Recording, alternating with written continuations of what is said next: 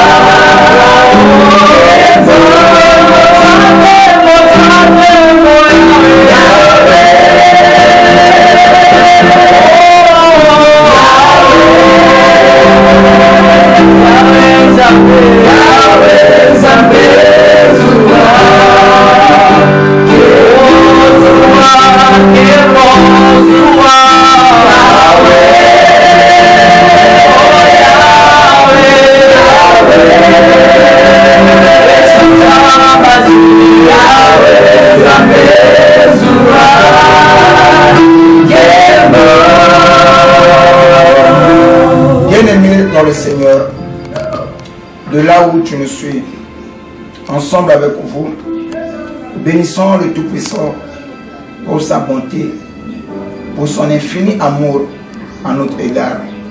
Qui sommes-nous pour être comptés parmi les vivants? Qui sommes-nous pour être ce que nous sommes devenus aujourd'hui? Qui es-tu? Pourquoi Dieu doit te protéger? Pourquoi Dieu doit te préserver? Pourquoi Dieu doit te garder? La Bible me dit ceci, ce n'est pas de celui qui veut, ni celui qui court, mais de celui à qui Dieu fait grâce. Si nous sommes ce que nous sommes, si nous sommes en vie, c'est par sa grâce. Élevons nos voix et bénissons le Seigneur. Prions au nom de Jésus. Merci parce que tu nous as gardés. Merci parce que tu nous as donné au bout de nous la bénédiction, le souffle de vie, la bonté, Seigneur. Merci, Seigneur. Merci pour tes bienfaits. Reçois l'honneur, reçois l'adoration, reçois les acclamations. Le Seigneur. Amen. Amen. Bien Bien-aimé, ce Dieu-là mérite l'adoration, il mérite la louange, il mérite beaucoup de choses. Alors, toujours dans cette atmosphère, dans cette dimension de prière, nous allons encore une fois de plus demander à Dieu que sa faveur et sa grâce puissent nous localiser dans tous les domaines de notre vie. Élevons nos voix et prions au nom de Jésus. Prions. Alléluia. Oh Jésus. Yes. Hey, Marc. Jésus. Que ta faveur et ta grâce puissent nous localiser dans tous les domaines de notre vie. Nous implorons ta faveur. Nous implorons ta grâce dans le tout puissant de Jésus. Amen. Bien-aimés dans le Seigneur, avant de entrer dans notre exhortation encore une fois, nous allons adorer le Saint-Esprit, nous allons adorer le Seigneur pour tous ses bienfaits. Alléluia. Adorons Jésus.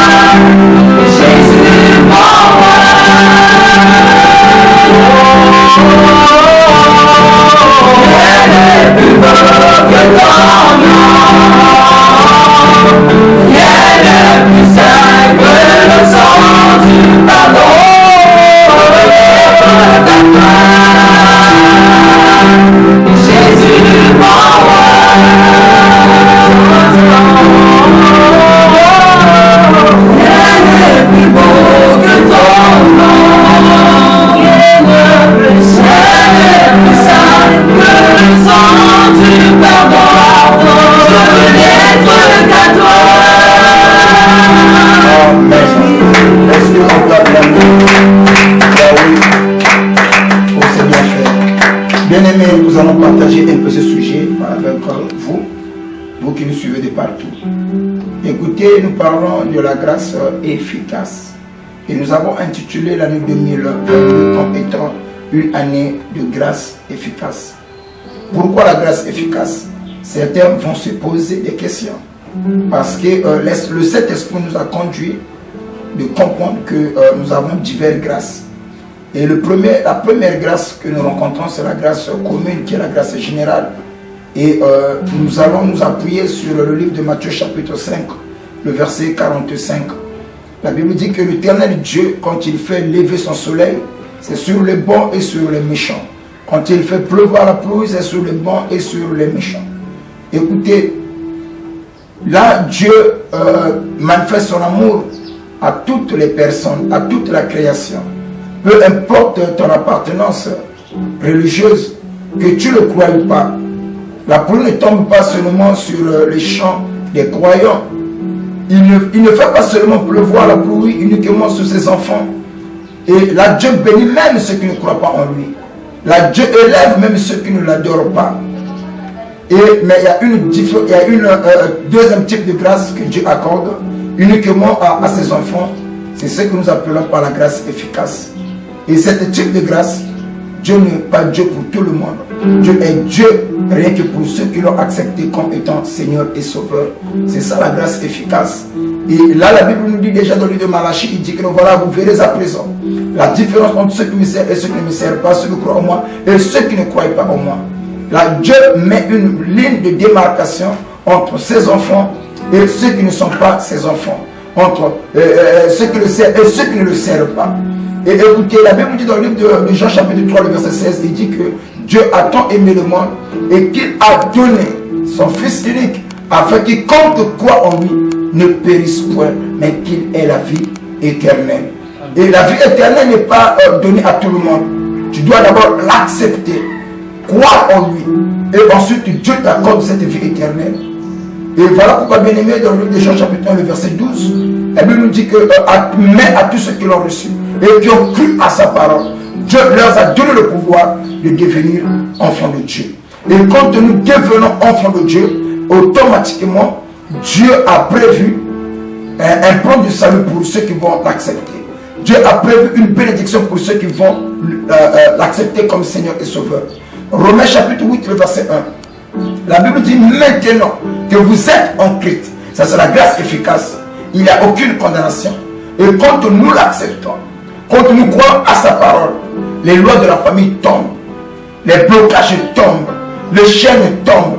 Là où les autres ont failli, nous on ne faillit pas. Là où les autres ont échoué, nous on n'échoue pas. Voilà pourquoi le livre de Psaumes chapitre 60, le verset 14, la Bible dit encore, avec Dieu, vous ferez. Ce n'est pas tout le monde, mais ceux qui ont Dieu, ce sont ceux-là qui vont faire des exploits.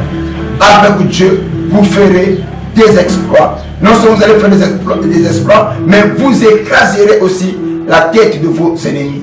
Ça, c'est une promesse que Dieu adresse à ceux qui vont l'accepter. C'est une promesse que Dieu donne à ceux qui vont le croire. C'est toi et moi. Bien-aimé, écoutez, je ne sais pas ce que tu es. Et je ne sais pas qu'est-ce que tu fais dans la vie. Et la grâce efficace est pour toi. C'est une promesse que Dieu a donnée à ceux qui vont l'accepter. C'est une promesse que Dieu a donnée à ceux qui vont croire en lui. Si vous croyez en moi, moi que mes paroles demeurent en vous. Et en ce moment, nous sommes dans le livre de Jean chapitre 15. Il dit, si vous croyez en moi et que mes paroles demeurent en vous, et en ce moment-là, demandez ce que vous voulez et cela arrivera. Et en ce moment-là, vous allez porter beaucoup de fruits. Alors écoutez, bien-aimés dans le Seigneur, si tu crois en Dieu et que cette année 2022, tu vivras les merveilles. Si tu crois en Dieu, si tu peux l'accepter comme Seigneur et Sauveur, cette année, tu verras une distinction entre ceux qui l'ont accepté et ceux qui n'ont pas accepté Christ comme Seigneur et Sauveur. Alors il peut y arriver, tu peux te dire, voilà, je connais des gens qui prient mais qui ne sont pas bénis. Je connais des gens qui partent à l'église mais qui n'ont pas des enfants, qui n'ont pas le mariage. Oui, c'est vrai. La première bénédiction de la brebis, ce n'est pas le mariage, c'est le salut. On ne va pas à l'église seulement pour le mariage. On ne va pas à l'église pour le voyage. On ne va pas seulement à l'église pour la santé physique. Mais non, quand nous partons à l'église, parce que nous savons qu'il y a une promesse qui nous a été adressée, qui nous a été attribuée, qu'une fois quand nous l'acceptons, alors il y a un enfer à éviter, il y a un ciel à gagner. Voilà pourquoi nous partons à l'église. Voilà pourquoi nous l'acceptons. Nous acceptons Christ parce qu'on veut tous aller au ciel. Alors si tu as écouté cela et que ton cœur a été touché, donc la première bénédiction de la brebis, ce n'est pas le mariage, c'est recevoir Christ comme Seigneur et Sauveur, c'est avoir le salut. Et quand tu as cette bénédiction, le reste viendra après. Voilà pourquoi la Bible dit, cherchez premièrement le royaume et la justice de Dieu. Et dans le reste, il y a le mariage, dans le reste, il y a l'élévation, dans le reste, il y a la prospérité, viendra par-dessus. Ce sont les matabus que Dieu nous donne comme ça. Si tu peux l'accepter, et tu verras la différence. Et il y en a certains qui ont accepté Christ, moi je crois, et qui vivent déjà ces choses, qui sont dans ce que nous appelons la grâce efficace, et qui vivent dans les merveilles de Dieu. Alors si tu peux aussi intégrer dans cette grande famille, alors sois le bienvenu. De là où tu es, ensemble avec nous, tu vas adorer, tu vas élever le Tout-Puissant. Et ce que nous avons adoré, peu importe ce que tu fais, peu importe ton rang social, Dieu t'aime tel que tu es. Et j'aimerais ajouter un petit élément qui me vient déjà à l'esprit. Quand Christ est venu dans le monde, il n'est pas venu pour que les pécheurs puissent mourir. Non. Si on t'a péché comme ça, on t'a menti. Il est venu dans le monde pour que le pécheur ait la vie. La volonté parfaite de Dieu n'est pas que les pécheurs puissent mourir dans leurs péchés, mais c'est que l'homme méchant abandonne ses voies, qu'il accepte. Voilà pourquoi Christ est venu dans le monde. Pour que toi et moi, que nous soyons sauvés. Si dans ce monde il n'y avait que les hommes parfaits, les hommes justes, les hommes corrects, Christ n'allait pas venir. Il est venu pour toi. Il est venu mourir à la croix pour toi. Si tu peux l'accepter, tu ne mourras plus. Alors, adore avec moi. Il t'aime tel que tu es. Dieu t'aime malgré le péché que tu commets. Malgré ton infidélité, malgré ton état physique, Dieu t'aime. Il n'y a pas quelqu'un qui peut t'aimer comme Dieu. Il n'y a pas quelqu'un qui peut te supporter comme Dieu. Il est le seul à t'aimer. Il y a l'amour inconditionnel. Il n'y a que Dieu. Élevons nos voix. Adorons Jésus. Et donne ta vie à Jésus.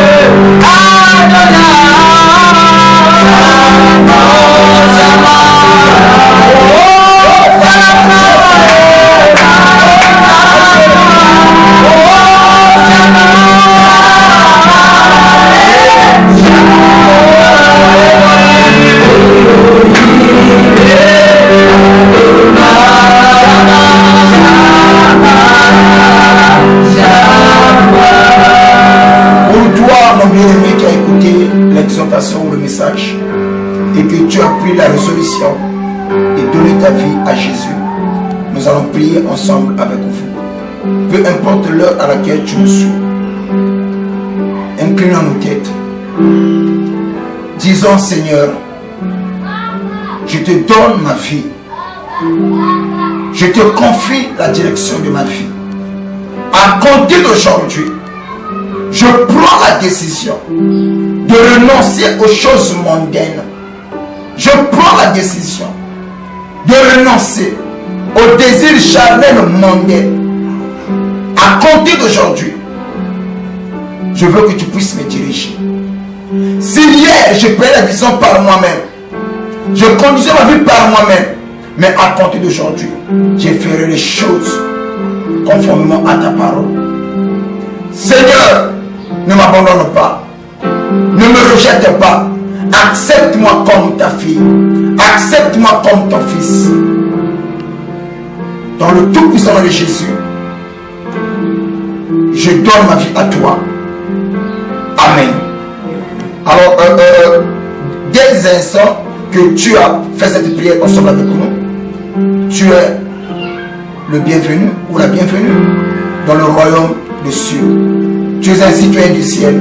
Le ciel te connaît. Dieu te connaît dès aujourd'hui. Et de là où tu es, tu peux déjà dire à Dieu merci. Parce que tu m'as accepté. Tu as pardonné mes péchés. Écoutez, la Bible dit, avant que nous le connaissions, avant que nous l'acceptions, Christ nous a aimés le premier. Et il a prévu le plan du salut pour nous. Dès un instant que tu l'as accepté, tu es compté parmi ses enfants. N'est-ce pas merveilleux? Nous acclamons très fort au Seigneur de l'amour que Dieu a manifesté à l'égard de nos bien-aimés. Bien-aimés, pour le reste, si tu veux qu'on puisse te suivre spirituellement, le numéro se trouve au bas de votre écran. Là, vous pouvez nous contacter. C'est votre humble serviteur, l'apôtre Ange, le messager fidèle. Tu peux prendre ce numéro, ce contact, c'est mon numéro personnel. Et si tu veux suivre pour ton édification, pour ton avancement ou ta fortification sur le plan spirituel. Alors la chaîne YouTube est là. Il y a aussi notre page Facebook qui est là. Et nous avons toutes les informations sur le bas de votre écran. Et tu peux aussi appeler pour le soutien de prière. On est là pour vous servir. Pour le reste, que le Dieu Tout-Puissant vous bénisse richement. Amen. Amen. Soyez bénis au nom de Jésus.